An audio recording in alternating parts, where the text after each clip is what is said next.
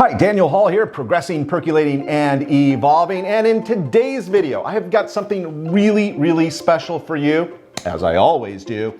We're going to cover habits of highly successful writers. And the idea, of course, here is that you can fold some of these habits, adopt some of these habits into your own writing practice, and not only increase production, but also quality of your writing as well. So that's what we have in store for you today. Let's jump in right now. If you are new to the channel and you have not yet subscribed, go ahead and do that right now, because I have so many great videos coming your way, so many great videos in the works. Not only do you need to subscribe, but you also need to hit the little bell notification so that you are notified every time I release a new video. Of course, it would really be great and super beneficial for the channel if you would go ahead and hit the little like button, and that will let YouTube know that you like the video, and it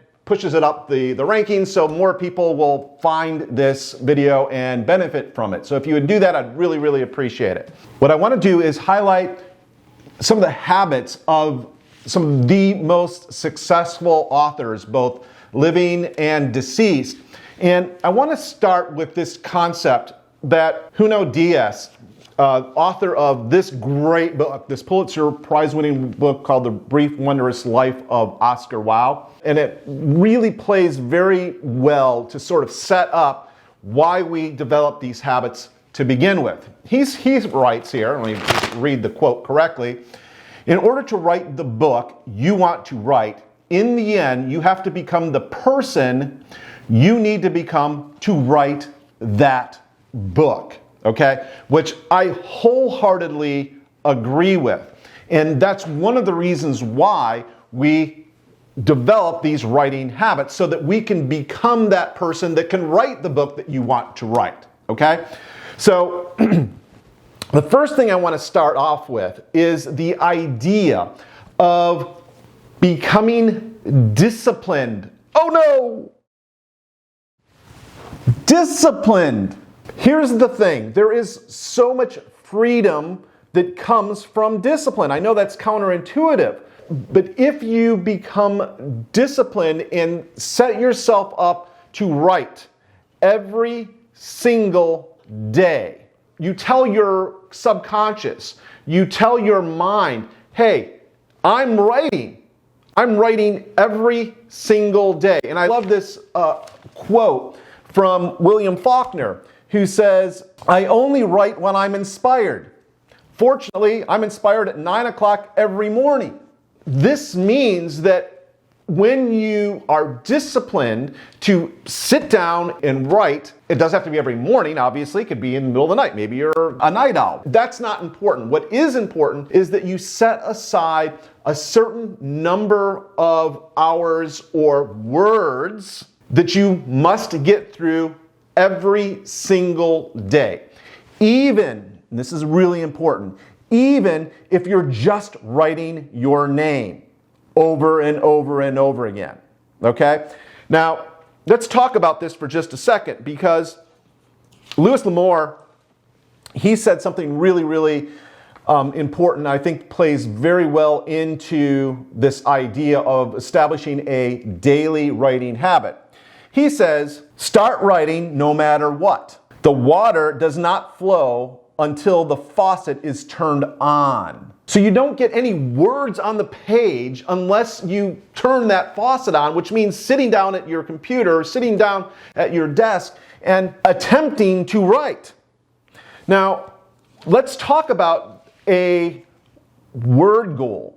So sitting down at your desk every morning or every evening, whatever it happens to be, how many words should you crank out? Well, once again, this is completely a personal thing. But let me give you some daily word counts that super successful, best-selling authors have applied to themselves.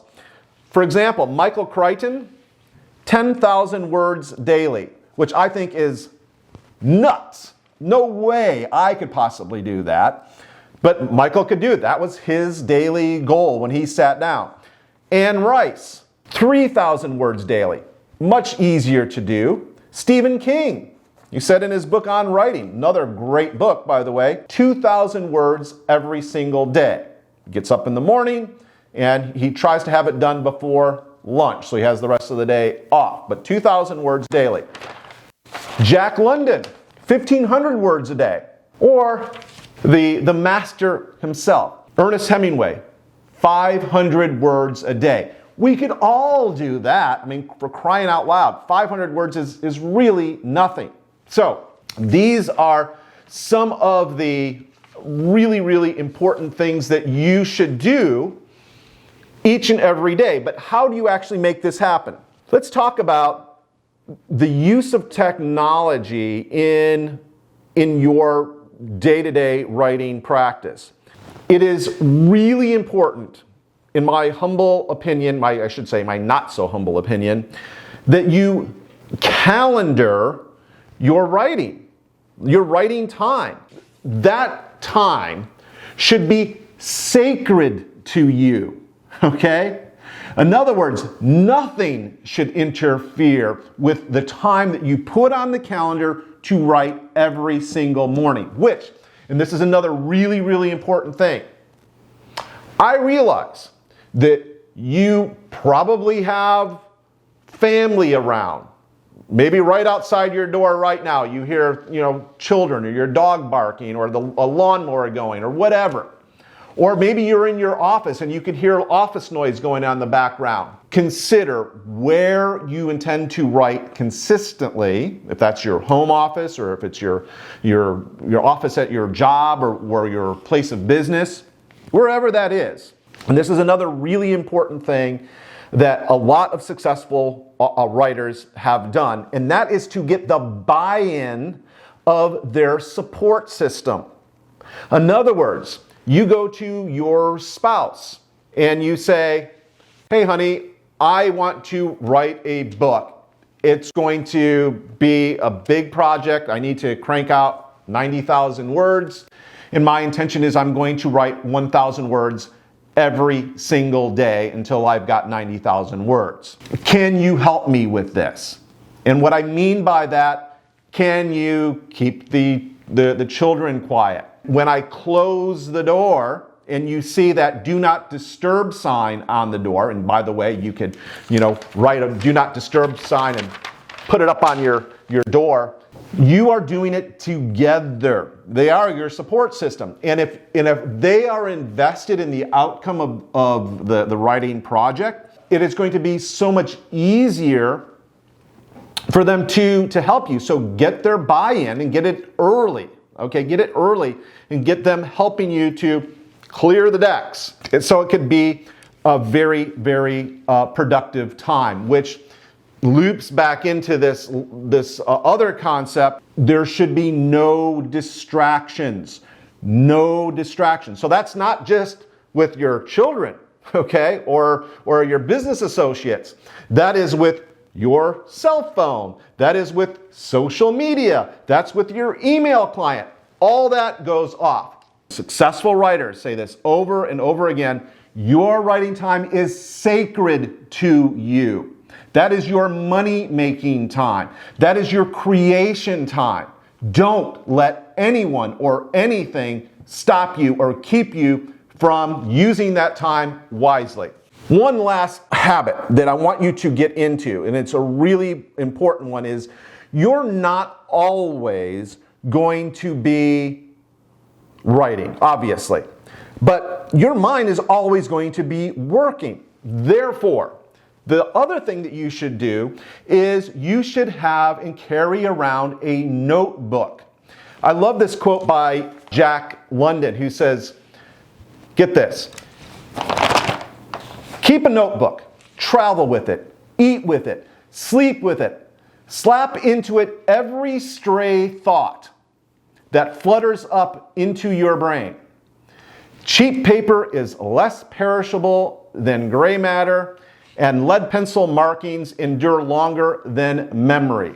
That is so true, and you can capture ideas and thoughts And I want to close with this one last thing, and this also plays into this idea of keeping a notebook. Author Will Self says, always carry a notebook, and I mean always. The short-term memory only retains information for 3 minutes. Unless it is committed to paper, you can lose an idea forever. Along these same lines, I'm going to leave you with this thought, this additional habit that Ernest Hemingway always said. One of the reasons why he kept to 500 words for his writing goal. Of course, you can go way over. You don't have to stop at 500 or 10,000 or whatever you set for yourself. But his idea was to always keep something in the tank. Get to a good stopping place, but if you have an idea for the next thing, don't try to exhaust your barrel of good ideas. Keep a little bit left in the tank so that over the next 24 hours, that tank could refill. And that is yet another great habit that you should think about including in your daily writing practice. So I hope that you got massive value from today's video. I know that you've got such good things between your ears that need to be on the paper. That's the only way other people are going to get benefit from your wisdom, from your knowledge, from your solutions.